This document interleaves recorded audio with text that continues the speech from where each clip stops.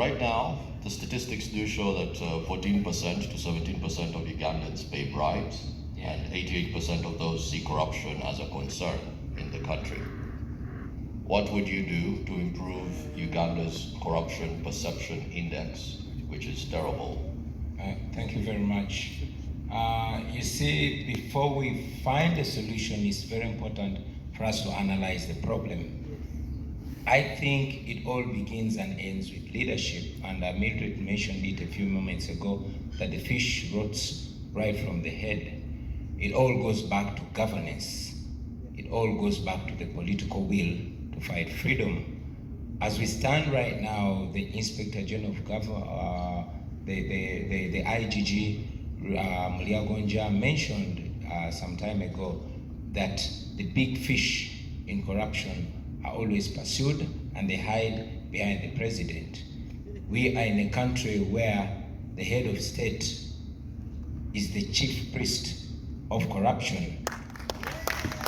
You have seen scandal after scandal, and all the culprits of corruption are protected by the head of state. You saw Anita Among, the current Speaker of Parliament, sanctioned internationally because of corruption, by being protected by the head of state. Just a few days ago, a person that the court actually said had a case to answer on corruption, a minister called Lugorobi, he was cleared. Meanwhile, on the same day, other people were being arrested. There was allegations around Parliament, allegations of corruption, and the leader of opposition, who happens to be in presence today, wrote to the IGG to investigate those cases, and the IGG went mute. You have seen scandal after scandal in Parliament: 40 million bribe, 50 million bribe, 100 million bribe, all in exchange for the passing of classified money to be used by General Museveni, etc., etc. We have demonstrated our stand on corruption with the little power that we have, and we indeed continue to commit to Ugandans that as president, I will lead by example. When the president fights corruption, when the president observes zero tolerance to corruption, it goes down to the ministers, goes down to the permanent secretaries, and all the way down to all government officials. Our commitment will be zero tolerance to corruption. We've demonstrated that, and we will ensure that anybody that puts their hand in public money, the hand will not come out there, but the neck will go there as well. Thank you. All right, thank you so much, Robert Chagurani. Nandala Mafab. In a country must be reflected in the development of the people first and foremost.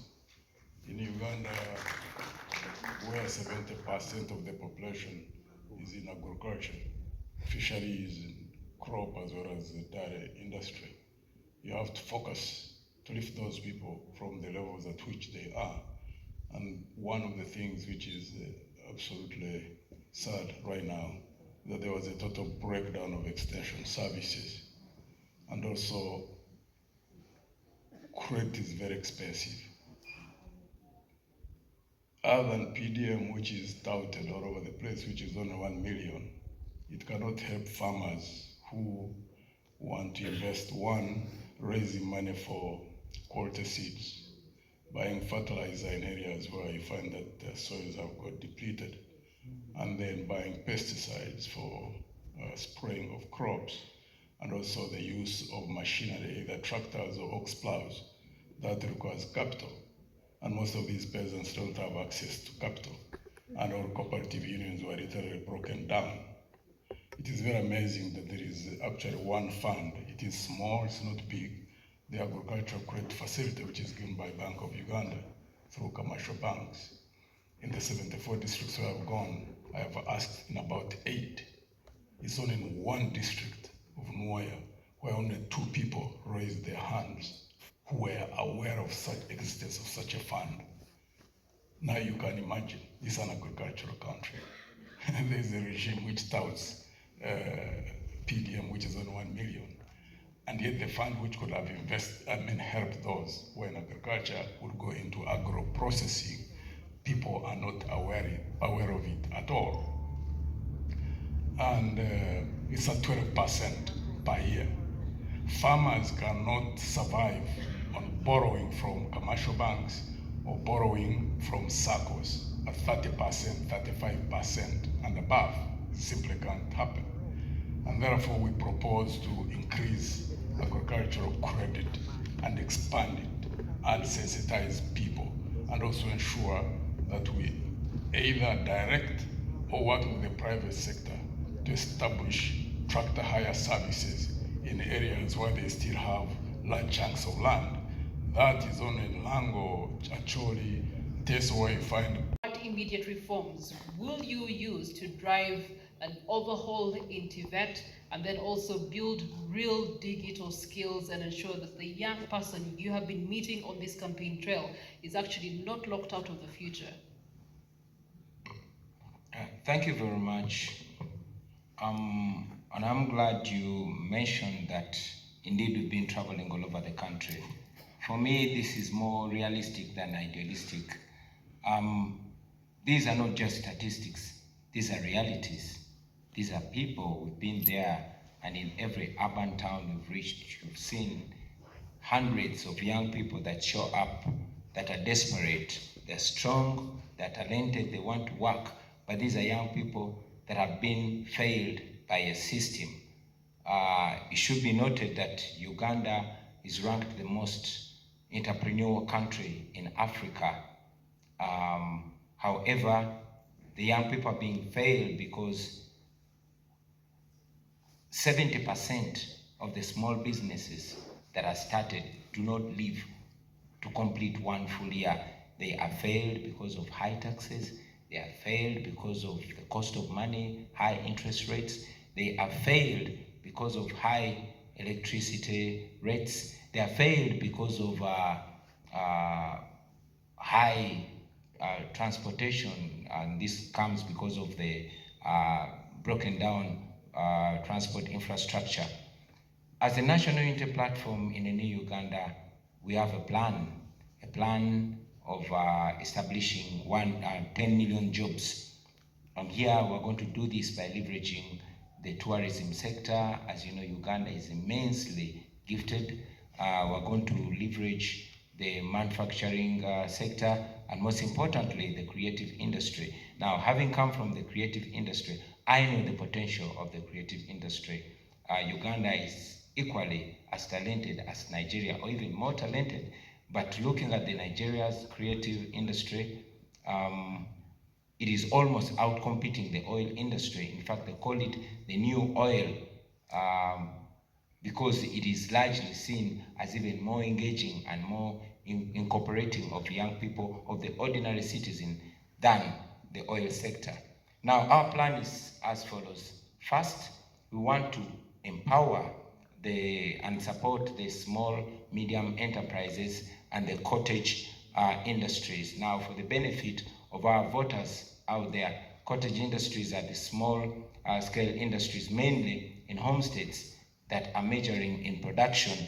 These, we must understand, looking at the growing economies of the world, these have been the unsung heroes of these growing economies. China, India, Brazil, name it. So, looking at these examples, we think it can be a benefit in Uganda. I'm looking at areas, especially these that are near borders, like Arua, like Chisoro, like Kabale. If they are supported, they could boost even production, and they could even boost export. Looking at production of textiles. When you say supported, what does that mean? Supported means cutting down, reducing the cost of doing business, reducing the power costs, reducing the cost of money, reducing the interest rates, investing in transport infrastructure. This would make it easier for them, and it would boost them. Also, it's important to mention that in this line, we want to boost production In our manifesto, we presented our school feeding program where the government is going to be feeding children at school. Now, the people that are going to be supplying these foodstuffs are going to be the ordinary citizens, and in the new Uganda, the government will work with the Parent Teachers Associations, the PTA, to ensure that they identify not only the most vulnerable, but also the most trusted and competent suppliers, the eggs, the wheat, the rice, the flour, to feed the children.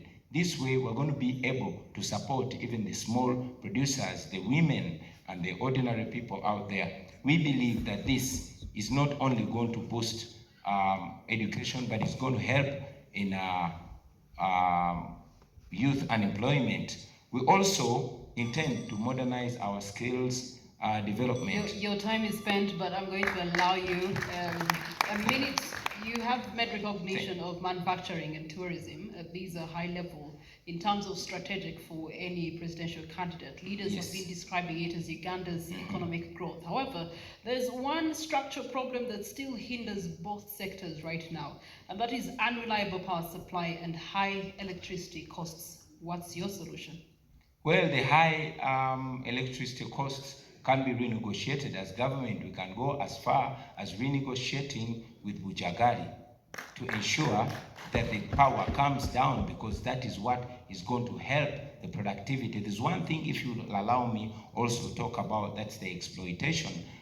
The current government prides in youth employment, where mainly the industries that are owned by foreigners actually exploit the citizens to an extent that young Ugandans are paid as low as 3,500 shillings a day. Now, I was in Parliament in 2019 and we passed the minimum wage bill. Unfortunately, General Museveni refused to sign it. Now, we are going to reintroduce it in a new Uganda and I will sign it.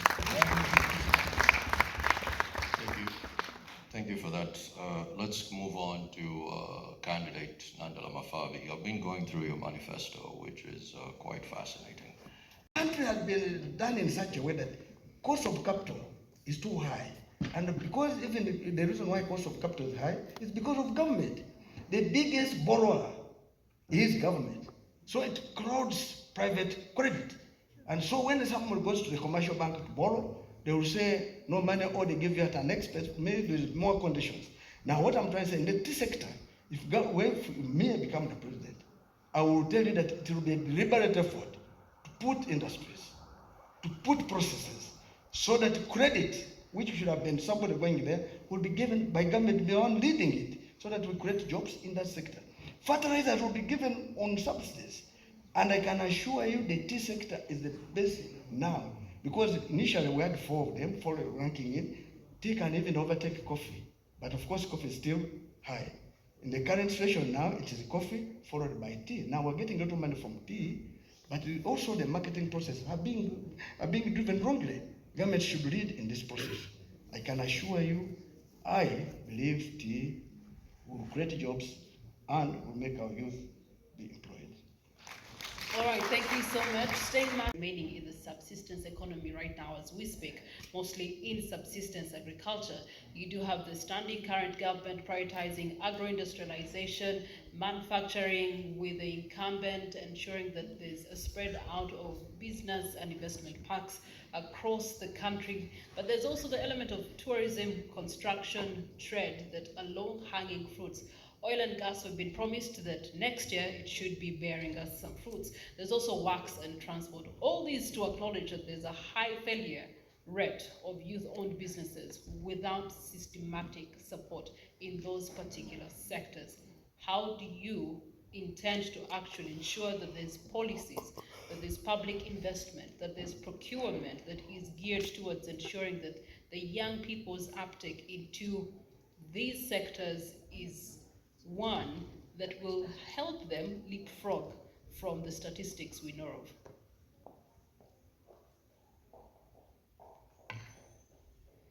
of?